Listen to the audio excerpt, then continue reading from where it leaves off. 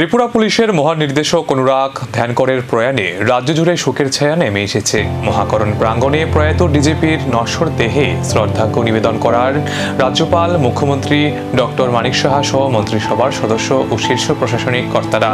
সাংবাদিকদের মুখোমুখি হয়ে চরম শোক প্রকাশ করেন মুখ্যমন্ত্রী ডক্টর মানিক সাহা। তিনি একে একটি অপূরণীয় ক্ষতি বলে অভিহিত করেন।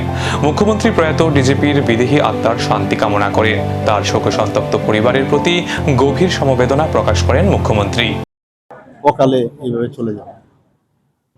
এখন কথা হচ্ছে, আপনারা সবাই জানেন যে এই বিষয়ে আমরা কিছু বলার মতো অবস্থা এখন নেই, এবং আমি মনে করি যে আজকের দিনে ওনার পরিবারের পাশে দাঁড়ানো খুব প্রয়োজন, এবং ভগবানের কাছে প্রার্থনা করি যে ওনারা, আমরা তো হারিয়েছি কিন্তু পরিবাররা সবচেয়ে বেশি হারিয়েছে, এবং ভগবানের কাছে প্রার্থনা করি ওনাদের জন্য শক্তি দেয়, এই যে ইরিপেয়ারেবল লস হলো সেটাকে সহ্য করার ক্ষমতা দেয়।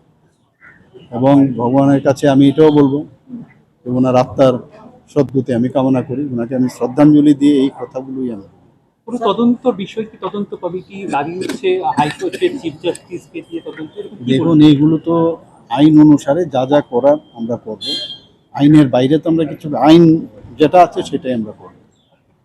তার মানসিক স্থিতি সম্পর্কে কি আপনি কিছু জানতে, যে কেন তিনি এইরকম রাস্তা অবলম্বন? না, আমি তো বললাম তো গত পরশুদিনও ওনার সাথে আমি কথা বললাম, আপনারাও দেখেছেন, খুব হাসি খুশি সব দিক দিয়ে, এবং এগুলোর তো বলা যায় না কখন কি কোন জায়গায় কার মাথার মধ্যে কোন বিষয় নিয়ে আসবে। It's very tough.